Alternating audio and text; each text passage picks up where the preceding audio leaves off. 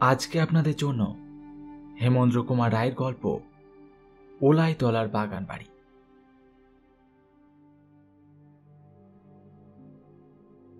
Station master তার লণ্ঠনটা আমার মুখের সামনে তুলে ধরলেন।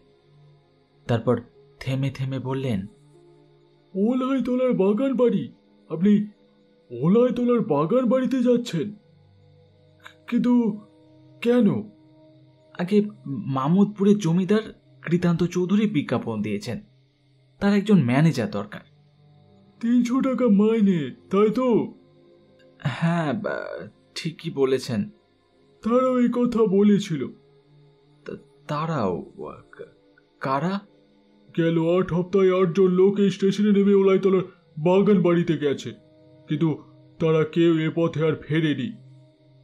বুঝলেন মশাই, তারা কেউ ফেরেনি। ফেরেনি? তার মানে?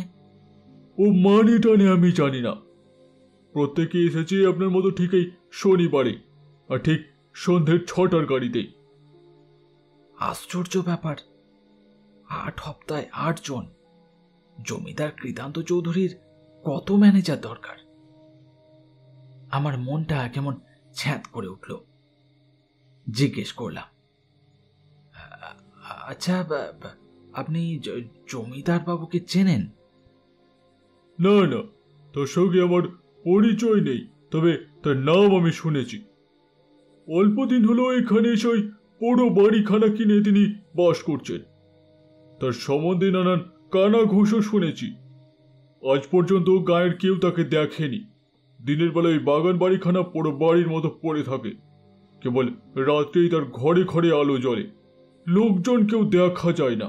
ও বাড়ির সবই অদ্ভুত। আজ আমাবস্যা, আকাশে চাঁদ উঠবে না, তার উপরে মেঘের পর মেঘ জমে আছে। ঠান্ডা হাওয়া পেয়ে বুঝলাম বৃষ্টি আসতে আর দেরি নেই। সঙ্গে আমার শখের কুকুর বুলডগ রোভার ছিল। ওলাইতলার বাগান বাড়ির দিকে অগ্রসর হবার উপক্রম করলাম। স্টেশন মাস্টারের কথায় কান পাতবার দরকার নেই, লোকটার মাথায় বোধহয় ছিট আছে। স্টেশন মাস্টার ডেকে বললেন, বসে আপনি তাহলে চললেন নাকি? হ্যাঁ, সেরকমই তো মনে করছি। তাহলে পথঘাট একটু দেখে শুনে যাবেন। ওলাইতলার বাগান বাড়ির ঠিক আগে একটা গোরস্থান আছে। আগে সেখানে খ্রিস্টানদের গোড় দেওয়া হতো। গোরস্থানের নাম ভারী খারাপ। সন্ধ্যের পর সেদিকে কেউ যেতে চায় না। আমি আর থাকতে পারলাম না, বললাম, মশাই, মিথ্যে ভয় দেখাচ্ছেন আপনি। আমি কাপুরুষ নই, দরকার হলে ওই গোরস্থানে শুয়ে রাত কাটাতে পারি। অত্যন্ত দয়ার পাত্রের দিকে লোকে যেমনভাবে তাকায়, সেইভাবে আমার দিকে তাকিয়ে স্টেশন মাস্টার একটু ম্লান হাসি হাসলেন, কিন্তু মুখে আর কিছু বললেন না। দামোদর নদের ধারে ওলাইতলা সেই প্রকাণ্ড বাগান ও প্রকাণ্ড বাড়ি। মাইলখানেক পথ চলার পর যখন তার ফটকের সম্মুখে গিয়ে দাঁড়ালাম, তখন ফোঁটা ফোঁটা বৃষ্টি পড়ছে। দেউড়িতে দারোয়ানের কোনো সাড়া না পেয়ে ফটক ঠেলে ভেতরে গিয়ে ঢুকলাম। আমার হাতে ছিল একটি হারিকেন লণ্ঠন। তারই আলোতে যতটা পারা যায় দেখতে দেখতে এগুতে লাগলাম। অনেক কালের পুরনো বাগান, তার অবস্থা এমন যে তাকে বাগান না বলে জঙ্গল বলাই উচিত।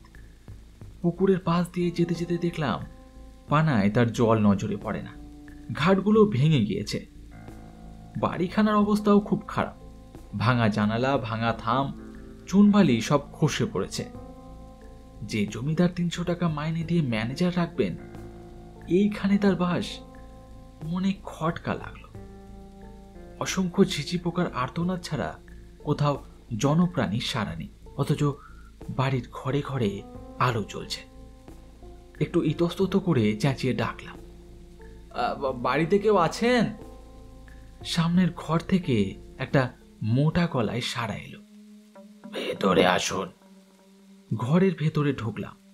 মস্ত বড় ঘর, কিন্তু কোণে কোণে মাকড়সার জাল, দেওয়ালে দেওয়ালে কালি ঝুলি, মেঝে 1 ইঞ্চি পুরু ধুলো, একটা ময়লা রং ওঠা টেবিল, 3খানা ভাঙা চেয়ার ও একটা বড় ল্যাম্প ছাড়া ঘরে আর কোনো আসবাব নেই। অতিশয় শীর্ণ কুচকুচে কালো এক জরাজীর্ণ বুড়ো লোক আদুর গায়ে একখানা চেয়ারের ওপর বসে আছে। তার বুকের সব কখানা হাড় গোনা যায়। বুড়ো কথা বললে ঠিক যেন তার হাড়ের ভেতর থেকে গলার আওয়াজ বেরোলো। সে বললে, আপনি কাকে চান? আগে জমিদার কৃতান্ত বাবুকে। ও, সে নাম আমারই। তা আপনার কি দরকার? ও নমস্কার, আপনি একজন ম্যানেজার খুঁজছেন তাই। বুঝেছি, আর বলতে হবে না, বসুন। কৃতান্ত বাবুর কাছে গিয়ে রোবার হঠাৎ গড় গড় করে গর্জে উঠল। কৃতান্ত বাবু ক্রুদ্ধ স্বরে বললেন, ও কি সঙ্গে কুকুর এনেছেন কেন? কামড়াবে নাকি? রোবারকে এক ধমক দিলাম। সে গর্জন বন্ধ করলো বটে, কিন্তু আমাদের কাছ থেকে অনেক তফাতে সরে গিয়ে তীক্ষ্ণ সন্নিগ্ধ চোখে কৃতান্তবাবুর মুখের পানে তাকিয়ে রইল। বিরক্তভাবে কৃতান্তবাবু বললেন, ও কুকুর টুকুর এখানে থাকলে চলবে না, ওকে তাড়িয়ে দিন। আমি বললাম, তাড়ালে ও যাবে না। রোভার আমাকে ছেড়ে একদণ্ড থাকে না, রাত্রে আমার সঙ্গেই ঘুমোয়। কৃতান্তবাবু বললেন, হ্যাঁ, রাত্রেও বেটা আপনার সঙ্গে ঘুমোয়? কি বিপদ? বলে তিনি চিন্তিত মুখে ভাবতে লাগলেন। রোভার রাত্রে আমার সঙ্গে ঘুমোবে শুনে কৃতান্তবাবুর এতটা দুশ্চিন্তার কারণ বুঝতে পারলাম না। খানিকক্ষণ পরে কৃতান্তবাবু উঠে দাঁড়িয়ে বললেন, একটু বসুন, আমি আপনার খাওয়ার আর শোয়ার ব্যবস্থাটা করে আসি। আরে না না, সেই জন্য ব্যস্ত হতে হবে না, আগে যে জন্য এসছি সেই কথাটাই হোক। আজ আমার শরীরটা ভালো নেই, কথাবার্তা কাল সকালেই হবে। এই বলে কৃতান্তবাবু বেরিয়ে গেলেন। খানিক পরে তিনি আবার ফিরে এসে বললেন, আসুন, সব প্রস্তুত। তার পিছনে পিছনে অগ্রসর হলাম। মস্ত উঠান ও অনেকগুলো সারবন্দি ঘর পেরিয়ে সিঁড়ি বেয়ে দোতলায় গিয়ে উঠলাম। বাড়ির সর্বত্রই সমান ভগ্নদশা, ধুল আর জঞ্জালের স্তূপ, চামচিকে আর বাঁধুরের আনাগোনা। একটা চাকর বাকর পর্যন্ত দেখা গেল না। নির্জন বাড়ি যেন খা খা করছে। একটা ছোট্ট ঘরে গিয়ে ঢুকলাম। সেই ঘরখানা খুব বেশি নোংরা নয়। একপাশে ছোট একখানা চৌকি, তার উপরেই বিছানা পাতা, আর একপাশে থালায় খাবার সাজানো হয়েছে। কৃতান্তবাবু বললেন, এই যে খেয়ে নিন, নইলে ঠান্ডা হয়ে যাবে। নানান কথা ভাবতে ভাবতে মাথা হেট করে খেতে খেতে হঠাৎ মুখ তুলে দেখি কৃতান্তবাবু এক দৃষ্টিতে আমার পানে চেয়ে আছেন, আর তার কঠোরগত দুই চক্ষুর ভেতর থেকে যেন দুটো অগ্নিশিখা জ্বলছে। আমি মুখ তুলে তাকাতে না তাকাতেই সে আগুন নিভে গেল। মানুষের চোখ যে এমনভাবে জ্বলতে পারে আমি তা আগে জানতাম না। এ বড় ভয়ানক দৃশ্য।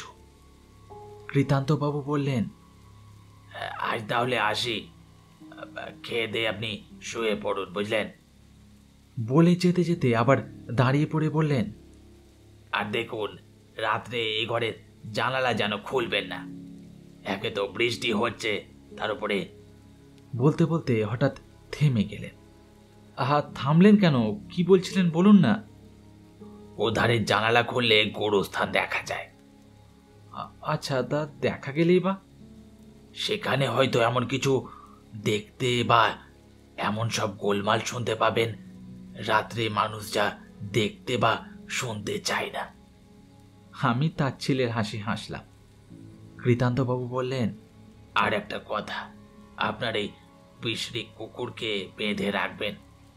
কুকুর অপবিত্র জীব, রাত্রে ও যে বিছানায় গিয়ে উঠবে এ আমি পছন্দ করি না, বুঝলেন? রাত্রে ওকে বেঁধে রাখবেন। আচ্ছা, তাই হবে। কৃতান্তবাবু বেরিয়ে গেলেন, কিন্তু তার শেষ ইচ্ছে আমি পূর্ণ করিনি। রাত্রে রোভার বিছানার ওপরে আমার সঙ্গে শুয়েছিল। অনেক রাত্রে দারুণ যন্ত্রণায় আমার ঘুম ভেঙে গেল। কে আমার গলা টিপে ধরেছে। দুখানা লোহার মতন শক্ত হাত আমার গলার ওপরেই ক্রমে বেশি জোর করে চেপে বসতে লাগলো। প্রাণ যখন যায় আচম্বিতে আমার গলার ওপর থেকে সেই মারাত্মক হাতের বাঁধন যেন আলগা হয়ে গেল। তারপরে ঘরময় একটা ছটাপটি আর হুড়োহুড়ি শব্দ। কিন্তু তখন সেই দিকে মন দেবার সময় আমার ছিল না। গলার টিপুনির ব্যথায় তখন আমি ছটপট করছি। ব্যথা যখন একটু কমল, ঘর তখন স্তব্ধ। তাড়াতাড়ি উঠে বসলাম। আলোটা নিভে গেছিল, আবার সেটাকে জ্বালালাম। কিন্তু যে আমার গলা টিপে ধরেছিল, ঘরের ভেতরে সে নেই। বিছানার ওপরে রোভারও নেই। রোভার রোভার বলে অনেকবার ডাকলাম, রোভার, কিন্তু তার কোনো সাড়া পেলাম না। হাতের ঘড়ির দিকে তাকিয়ে দেখলাম রাত 1টা বেজে গেছে। দরজা দিয়ে বাড়ির ভেতরের দিকে তাকিয়ে দেখলাম অন্ধকার যেন জমাট বেঁধে আছে। সেই অন্ধকার দেখলেই প্রাণ কেমন করে ওঠে। সেই অন্ধকার যেন জ্যান্ত কোনো হিংস্র জন্তুর মতন আমার ঘাড়ের উপর লাফিয়ে পড়ার জন্য প্রস্তুত হয়ে আছে। চট করে আবার দরজাটা বন্ধ করে দিলাম। ঘরের এই দরজাটা আগেই বন্ধ করে শুয়েছিলাম, কিন্তু যে আমাকে আক্রমণ করেছিল সে তাহলে কোন পথে ঘরে ঢুকেছিল? এদিক ওদিক তাকিয়ে ঘরের ভেতরে আর একটা দরজা আবিষ্কার করলাম। ঠেলতে সেটা খুলে গেল এবং ভক করে ভীষণ একটা দুর্গন্ধ এসে আমাকে যেন আচ্ছন্ন করে দিলে। আলোটা তুলে ভালো করে দেখলাম, সে কি ভীষণ দৃশ্য! ঘরের মেঝেতে রাশি রাশি হাড়, মরার মাথার খুলি ও রক্তমাখা কাঁচা নাড়ি ভুড়ি ছড়িয়ে পড়ে আছে। একদিকে একটা কাঁচা মরার মুন্ডু মাটির ওপরে হাঁ করে রয়েছে। দম করে আবার দরজাটা বন্ধ করে দিলাম। এ আমি কোন পিশাচের খপ্পরে এসে পড়েছি রে বাবা! আমার দম যেন বন্ধ হয়ে আসতে লাগলো। তাড়াতাড়ি ঘরের জানালাগুলো খুলে দিলাম। বাইরের আকাশ ভরা অন্ধকারকে ভিজিয়ে হু হু করে বৃষ্টি পড়ছে, আর চকচক করে বিদ্যুৎ চমকাচ্ছে, আর বো বো করে ঝোড়ো হাওয়া ছুটছে। আরে ও কি! বিদ্যুতের আলোতে বেশ দেখা গেল সামনের তাল গাছটার তলায় কে যেন দাঁড়িয়ে দাঁড়িয়ে নাচছে। ঠিক যেন একটা ছোট্ট ল্যাংটো ছেলে। সে লাফিয়ে লাফিয়ে নাচছে আর গান গাইছে। না পচানো না, হাড়ে ভাতে ভাত চড়িয়ে দে না, চোষনা হাড়ের চুষি কাটি, রক্ত চেঁচে পুছে নে না। মাউন্দ মিয়া শেওড়া গাছে মরার মতন উকুন বাজে, পেতনি দিদি একলা নাচে টানটা নানা দেন তেরে না। গুবড়ে পোকার চাটনি খেয়ে শাকচুন্নি আসছে দে, কন্দ কাটার পানে চেয়ে মুখখানা তার যাই নাচে না। হাড় খাবো, মাংস খাবো, চামড়া নিয়ে ঢোল বাজাবো। গানটা হঠাৎ থেমে গেল। আবার বিদ্যুৎ চমকালো, কিন্তু ছোড়াটাকে আর তালতলায় দেখতে পেলাম না। কে? গায়ের কোনো ঘোড়ারা পাগলা ছেলে নয় তো? তাই হবে, কিন্তু সে বেহারা গান থামালে কি হবে? চারিদিককার সেই আধার সমুদ্র মথিত করে আরো কত রকমের আওয়াজই যে ঝোড়ো হাওয়ার প্রলাপের সঙ্গে ভেসে আসছে তার কোনো ঠিক ঠিকানা নেই। কখনো মনে হয় একদল আতুরের শিশু ট্যাঁ ট্যাঁ করে কাঁদছে, কখনো শুনি আড়াল থেকে কে খিলখিল করে হাসছে। মাঝে মাঝে কে যেন ঝমঝম করে মল বাজিয়ে যাচ্ছে আর আসছে, থেকে থেকে এক একটা আলিয়া আনাগোনা করছে। তাদের আশেপাশে কারা যেন ছায়ার মতন সরে যাচ্ছে, এবং বাগানের কোথা থেকে একটা হলো বিড়াল একবারও না থেমেই কেবলই চেঁচাচ্ছে। আজকে কি এখানে রাজ্যের ভূত প্রেত একসঙ্গে জড়ো হয়েছে? না আমার ভয়ে মাথা খারাপ হয়ে গেছে? যা দেখছি, যা শুনছি, সব কি সত্যি, না সবই অলীক কল্পনা? হ্যাঁ, ও আবার কে? ঘরের দরজা কে ঠেলছে? আমার মাথার চুলগুলো যেন খাড়া হয়ে উঠল। জানি না দরজার ওপাশে কোন বিকট বিভৎস মূর্তি আমার জন্য অপেক্ষা করছে। আবার কে দরজা ঠেলে? আমার সমস্ত দেহ যেন পাথর হয়ে গেল। তারপরে আবার দরজার উপরে ঘন ঘন ঠেলা, এবং সঙ্গে সঙ্গে ঘেউ ঘেউ করে কুকুরের ডাক। হ্যাঁ, এ তো আমার রোভারের ডাক। ছুটে গিয়ে দরজা খুলে দিতে রোভার এসে আমার বুকের ওপর ঝাঁপিয়ে পড়ল। এই নির্বান্ধ ভুতুরে পুরীতে রোভারকে পেয়ে মনে হলো তার চেয়ে বড় আত্মীয় এই পৃথিবীতে আমার আর কেউ নেই। হঠাৎ রোভারের মুখের দিকে আমার চোখ পড়ল। তার মুখময় রক্ত লেগে রয়েছে। অবাক হয়ে ভাবছি, এমন সময় বাড়ির বাগান থেকে অনেক লোকের গলা পেলাম। জানালার ধারে গিয়ে দেখি ৬-৭টা লণ্ঠন নিয়ে ১৪-১৫ জন লোক বাড়ির দিকেই আসছে। তাদের পোশাক দেখেই বুঝলাম তারা পুলিশের লোক। এবং তাদের ভেতরে যখন সেই স্টেশন মাস্টারকেও দেখলাম, তখন আর বুঝতে বাকি রইল না যে থানায় খবর তিনিই দিয়েছেন। মনে মনে তাকে ধন্যবাদ দিয়ে লণ্ঠনটা নিয়ে আমি ঘর থেকে বেরিয়ে পড়লাম। পুলিশের লোকেরা সিঁড়ির তলাতেই ভিড় করে দাঁড়িয়ে উত্তেজিত স্বরে গোলমাল করছিল। ব্যাপার কি? ভিড় ঠেলে ভিতরে গিয়ে দাঁড়াতেই দেখলাম জমিদার কৃতান্ত চৌধুরীর কুচকুচে কালো ও লিকলিকে দেহটা সিঁড়ির তলায় গড়াগড়ি দিচ্ছে। তার চোখ দুটো কপালে উঠেছে এবং সেই চোখ দেখলেই বোঝা যায় কৃতান্তবাবু আর ইহলোকে বর্তমান নেই। এবং কৃতান্তবাবুর গলায় মস্ত বড় একটা গর্ত, তার ভিতর থেকে তখনও রক্ত ঝরে পড়ছে। এতক্ষণে বুঝলাম রোভারের মুখে রক্ত লেগেছে কেন। তাহলেই কৃতান্ত চৌধুরী আমার উপর আক্রমণ করতে গেছিল। তারপর রোভার তার টুটি কামড়ে ধরে এই যাত্রার মতো তার সব লীলা খেলা শেষ করে দিয়েছে। স্টেশন মাস্টার তার চক্ষু বিস্ফারিত করে বললেন, কিন্তু এ তো অসম্ভব কাণ্ড। ইন্সপেক্টর বললেন, আপনি কি বলতে চাইছেন? স্টেশন মাস্টার কৃতান্ত চৌধুরীর মৃতদেহের উপর ঝুঁকে পড়ে ভালো করে তার মুখখানা দেখে বললেন, আর যা বললেন তা শোনার জন্য আমি প্রস্তুত ছিলাম না। তিনি বললেন, না না, এতে কোনো সন্দেহ নেই। এ হচ্ছে এই গায়ের ভুবন বসুর লাশ। ঠিক ২.৫ মাস আগে ভুবন বসু কলেরায় মারা যান, কিন্তু তার দেহ দাহ করা হয়নি, কারণ তার লাশ চুরি গিয়েছিল।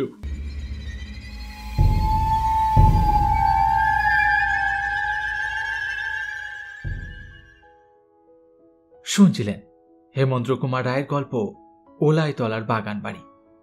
আজকের গল্পটি আপনাদের ভালো লাগলে অবশ্যই একটি লাইক করবেন এবং আমার গল্প পাঠ আপনার কেমন লাগছে অবশ্যই কমেন্ট করে জানাবেন। দেখা হবে পরের গল্পে। ধন্যবাদ।